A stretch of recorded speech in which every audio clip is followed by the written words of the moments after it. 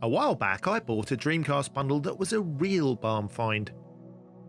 The seller warned me that it was covered in actual animal excrement, but he'd cleaned it up. He did not. Well, not in a meaningful way anyway. But we're going to de-poo this VMU right now.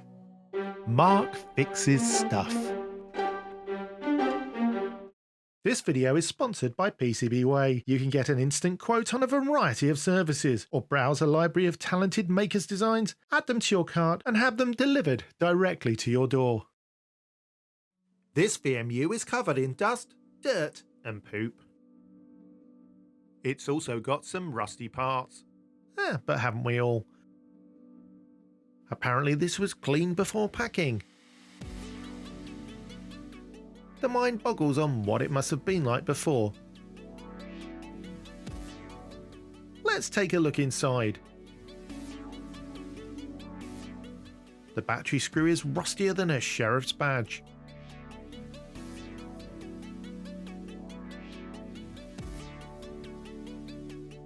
This doesn't look good. I think water's got inside.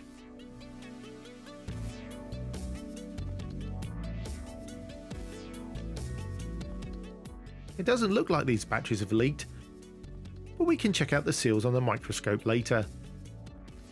I hope the board hasn't been drenched like this. This cell is actually rusted.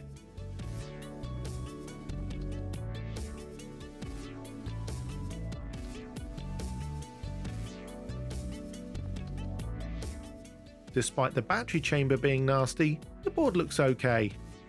There's 4 screws to open a VMU case.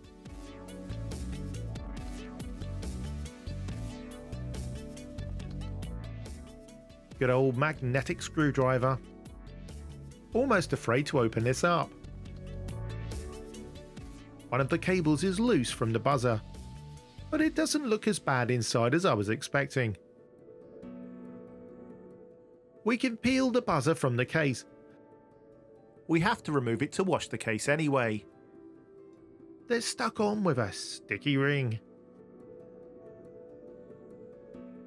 Ugh, some bug thing in the buzzer. Yuck.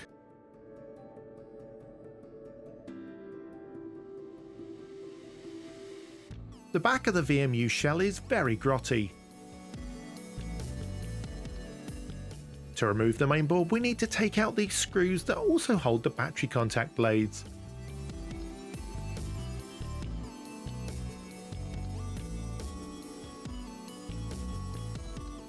The board just lifts out, revealing the control rubbers and another bug thing. What are they? Microscope on those later, I think. The screen is rather yucky.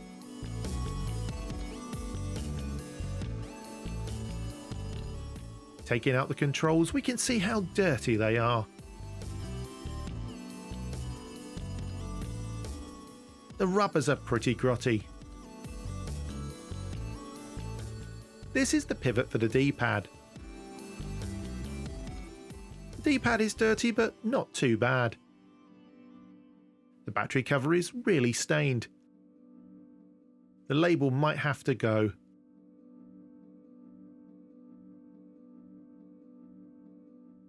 This odd thing is the screen location brace, so don't lose it.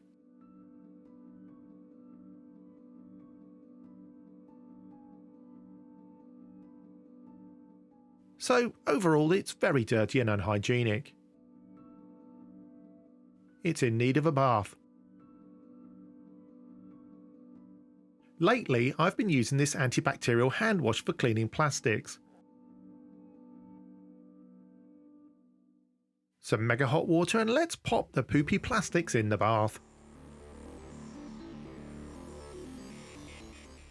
If you'd like to help me make more videos and rescue more retro that's found itself in a shizzle, visit patreon.com/MarkFixesStuff.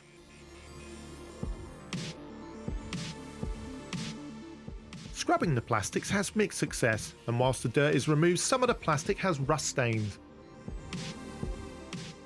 I think the best we can hope for is simply clean, sterile and functional.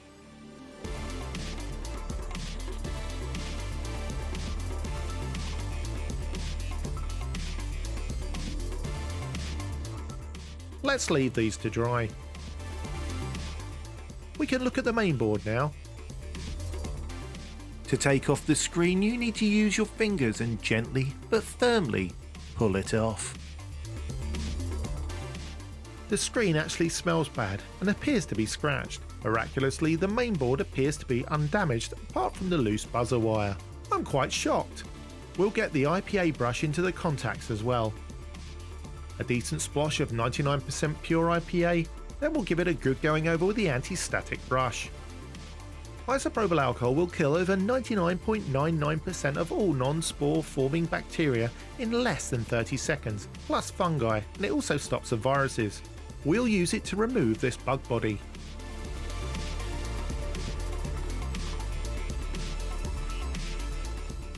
And clean inside our sticky ring.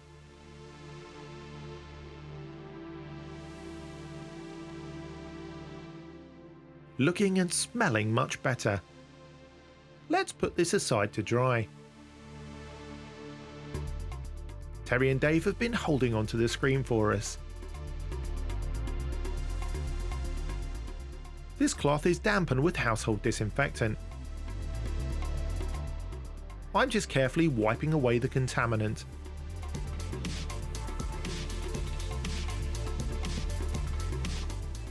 These cloths will be disposed of afterwards, I think.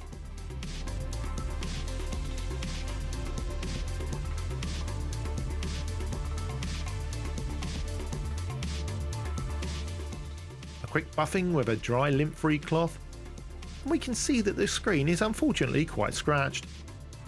Probably from the cleaning that the seller did. Let's see if we can minimize that. This is a great product for light scratches. Affiliate link below!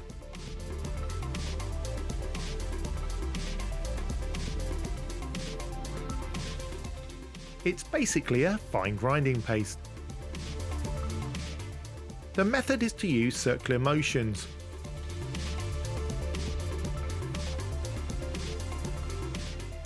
After a while we can buff the polish off.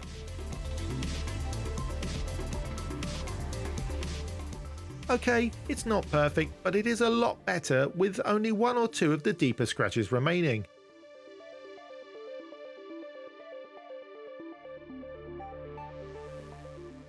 The shells have come out okay, but a bit stained and slightly yellowed.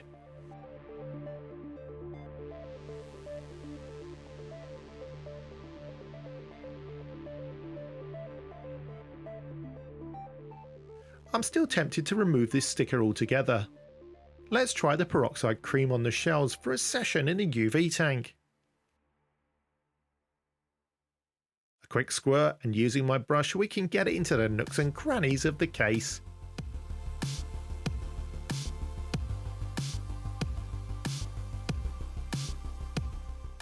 This stuff is quite nasty and will bleach, dry and crack skin, so gloves are a must. I don't think it will bleach this label, but it can't make it any worse.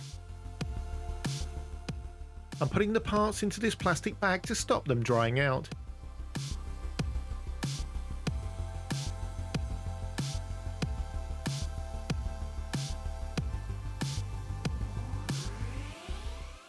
This should be fine for a couple of hours. Bring on the tank of doom!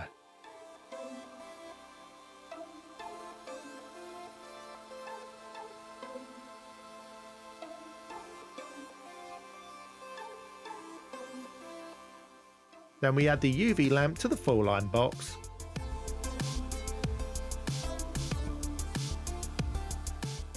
Whilst those cook, we can have a look at these bugs. Maybe someone out there can identify what this is. Up close it's some hairy thing. It looks like the occupant left a long time ago. The thing from the buzzer looks different. I'm not sure if this is just fluff attached.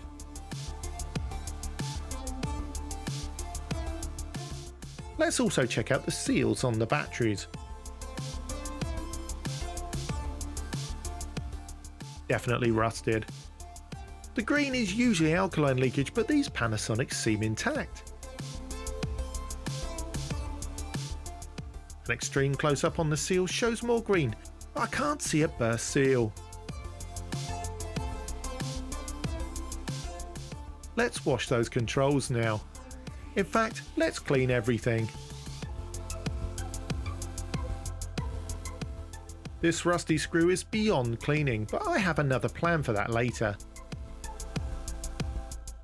A good dose of the antibacterial cleaner, and a good going over with the brush.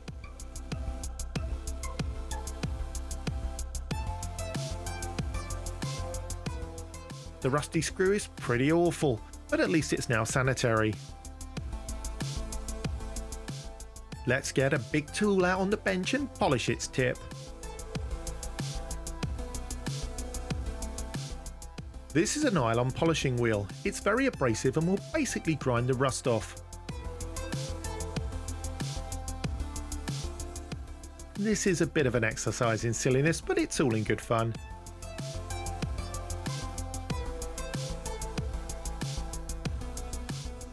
I've brushed the VMU contacts with IPA, but it's hard to get the dust out. I'm using my electric power duster. Affiliate link below. Now that everything's sterilised, let's solder that buzzer back on. Soldering iron set to 330 degrees Celsius, and we'll reattach the wire. First, we'll need to take the broken part of the plate from the end of the wire. Just touching it with the hot iron will remove it easily.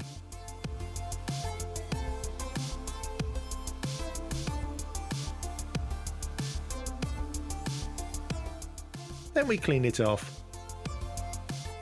You can't just solder onto a piezo buzzer plate, it won't take. Let me show you. It just doesn't stick. Instead, we prepare the surface with a fiberglass pencil. Affiliate link below! With the surface of the plate prepared, the solder takes to the buzzer immediately.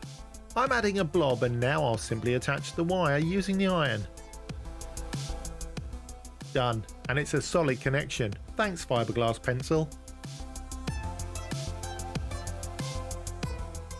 Let's see how the UV process is getting on after 2 hours. Well, it's certainly warm. Some people say that the heat is more important than UV.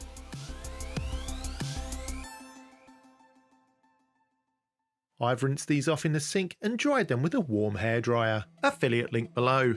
Only kidding. There's a bit of the shell that's mattified where I think I went a bit mad with the brush. Lesson learned. The whole thing looks cleaner at least, if not showroom condition.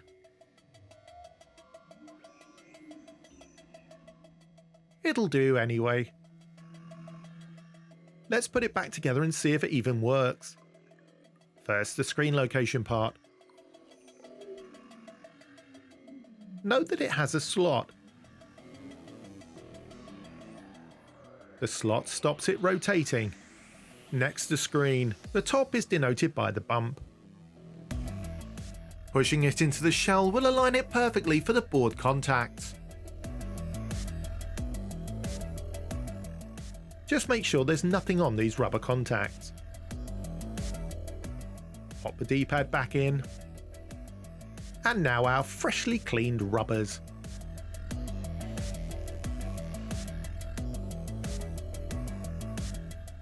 Again, making sure there's nothing on the contacts. Like that. Now the D-pad pivot knob. Pop the knob into the rubber. Time to put the mainboard back, with help from Terry and Dave. They're a bit dirty, so no nom nom nom today. The board locates automatically. I've missed a bit in the cord holder. I'll clean that out as well after. With the mainboard firmly in position, it's time to put the buzzer back into place.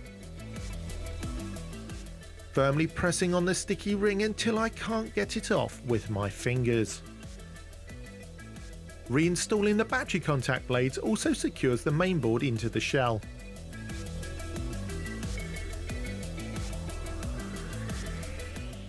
First, twisting the screw backwards allows the screw to drop into the existing thread. This avoids cutting a new thread and weakening the plastic post.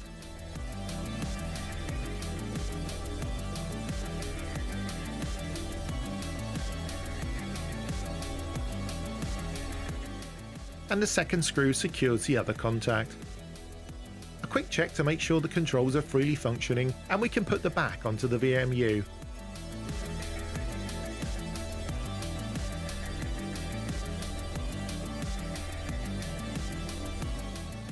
Don't screw from the rear too hard, just firmly enough to get the job done.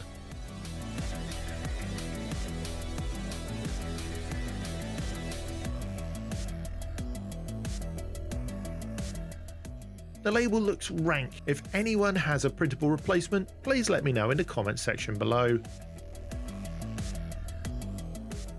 Well, it looks a lot better, I hope you'll agree. Not perfect by any stretch of the imagination, but usable. The real test of whether we've resurrected this VMU is if it works. Let's be brave. Here's two new CR2032 batteries.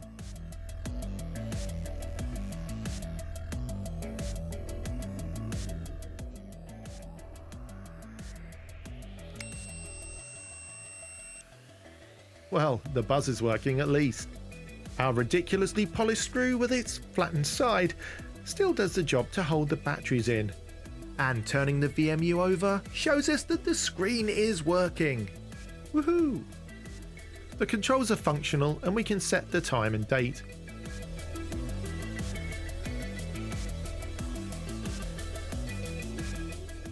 There's actually some save games on the unit as well. Wow!